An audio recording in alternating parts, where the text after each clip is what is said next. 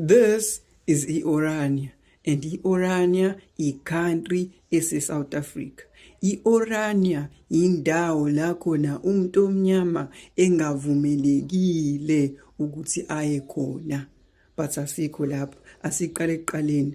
Abelungu namabhunu had a problem. Ngonyaka 1994 abelungu babona ukuthi umbuso usuyabaphelela, ilanga seliyabashonela, umuntu omnyama usezoliphatha izwe, and ibona babona ukuthi no, ngeke bakwazi ukuphathwa umuntu omnyama kanjani. And so i-Orania was created. I-Orania yizwe labo bodwa. I-flag lase-Orania likanje. I-country ye-Orania ila khona umuntu omnyama engavumelekile ukuthi abe khona. This is uCarol Boshoff, ekuyena yena umuntu oyi-founder ye-Orania, ekuyena yena umuntu kanye namanye amabhunu nabanye abelungu abaqala bakha imizi ye-Orania, baqala bakha ikole, bayihlukanisa from i-South Africa. I-Orania ibala njenge-country eyimele yodwa. Inkinga yabo ababafuna abantu abamnyama, umuntu omnyama akavumelekile nanokuthi anyathele khona.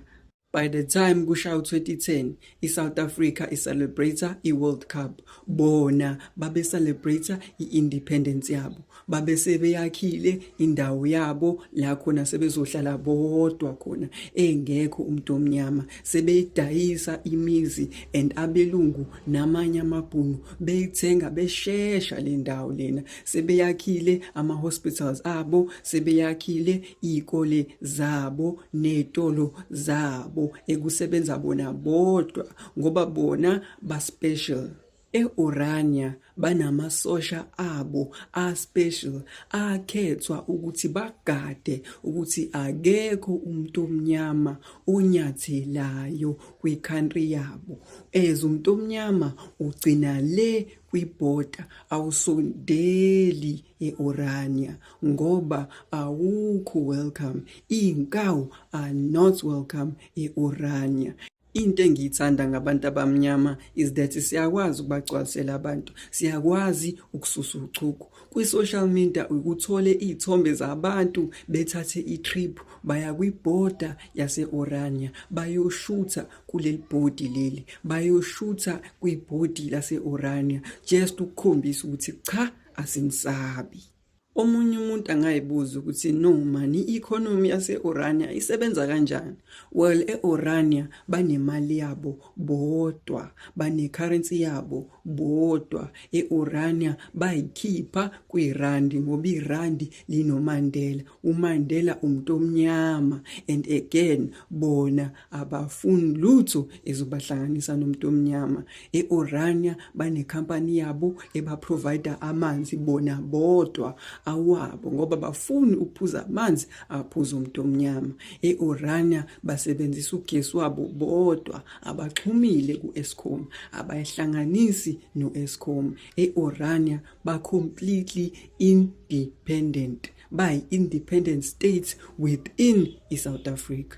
Izwe labantu abamhlophe kuphela, izwe le-Orania liyaqhubeka liyathuthuka ngisho namanje kunyaka ka-2025 ngoba sebakhe i-university yabo bodwa, sebakhe i-museum yabo bodwa, and ama-political party anjenge-ANC ne-EFF sebazama ungenelela ekutheni ukuthi umuntu omnyama aqala avumelekele ukuthi angene e-Orania. Kodwa cha, ngisho namanje ayikakalungi leyo nto. Ngisho namanje i-Orania iyaqhubeka imele yodwa and umuntu omnyama akangeni khona.